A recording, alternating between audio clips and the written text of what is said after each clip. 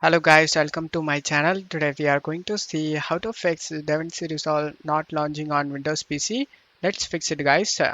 Method 1, you just need to right click on the DaVinci Resolve and select open file location, copy the file path and then go to search menu and type graphics settings, click on open it. Select add desktop apps and paste the path we copied and press enter. Scroll down and select the resolve.exe up over here and select add option. After adding it, click on this drop down in DaVinci Resolve and click on the drop down in GPU preference and select high performance option and just close stuff here. And now check if the problem solved or not.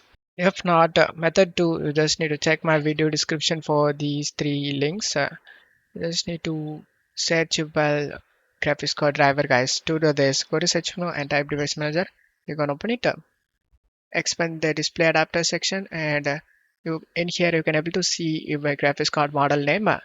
Now you just need to select your graphics card model name here, GeForce your GPU series where GPU model, select your Windows, select your language and select find option. Scroll down and you will see a Nvidia Studio driver. You just need to download the Studio driver guys. Select the view option, select the download option and after getting download and install this driver. For AMD users, you just need to scroll down and select here graphics in browse product and select your graphics card model in here. After selecting the graphics card model, select the submit option and now expand it. It depends on where Windows you have. And after that, you just need to download the recommended driver guys. As you can see, it says recommended. Select the download option. After getting download and install this driver guys.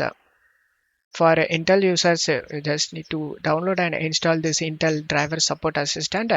In my case, I already downloaded, so the download option is missing. After downloading it, you can able to see in here in where system tray Intel support assistant. Just right click and select check for new drivers option and select the download all option and this will update your graphics driver guys. After doing these steps, restart your PC. After restarting, your problem should be fixed. Don't forget to leave a like guys. Thank you.